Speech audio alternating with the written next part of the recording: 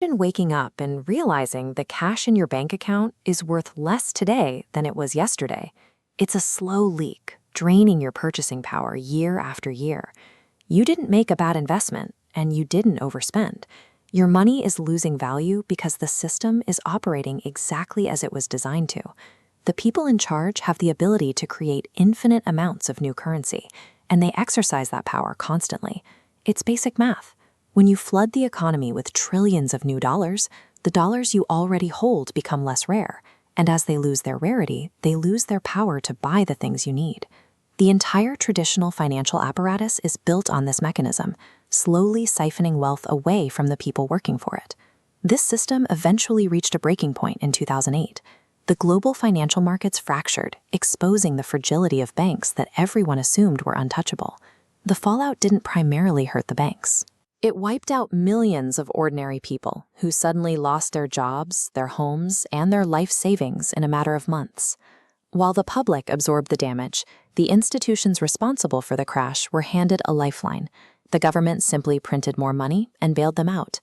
Right in the middle of this chaos, a completely unknown figure named Satoshi Nakamoto published a short 9-page document on an obscure cryptography mailing list. The document proposed a digital currency governed entirely by mathematics and network consensus. It was designed to function peer-to-peer, cutting banks and middlemen completely out of the equation. Those 9 pages were a direct challenge to the authority of the global banking empire. The code offered an exit strategy from the entire traditional system. Traditional banks have physical headquarters, executives, and central servers. That makes them easy to regulate, pressure, or shut down. Bitcoin has none of those things. It exists only as a distributed network running on thousands of independent computers around the world. No state authority has the jurisdiction or the technical capability to turn it off. The true defense is its code, enforcing an absolute limit. There will only ever be 21 million Bitcoins. Compare that locked supply against the trillions constantly rolling off government presses. One system expands forever. The other is finite.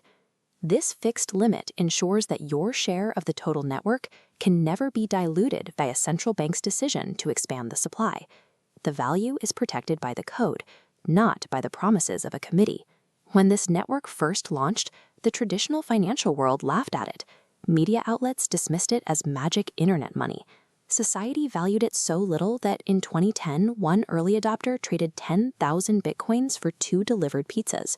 Today, that exact amount of Bitcoin is worth hundreds of millions of dollars. Humans naturally reject disruptive systems they cannot control.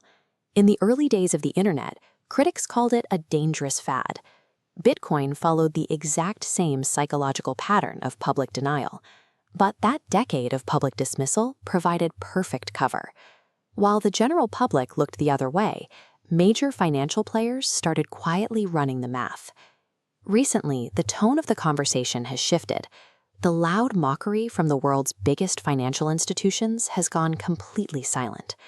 The same megacorporations and billionaires who called it a joke are now quietly pouring billions of dollars into the network, hoarding the asset for themselves. Why would the rulers of the traditional financial system buy up the very tool that was built to bypass them? Because they realize the network cannot be stopped. The cryptography holds up, and they understand that betting against a mathematically guaranteed system is a losing strategy. The institutions that once controlled the narrative are quietly defecting to the new network because they recognize that for the first time, they are facing an asset they cannot dilute or control. There is always a chance this digital asset could fail, but if it fully succeeds, it will completely rewrite the distribution of global wealth.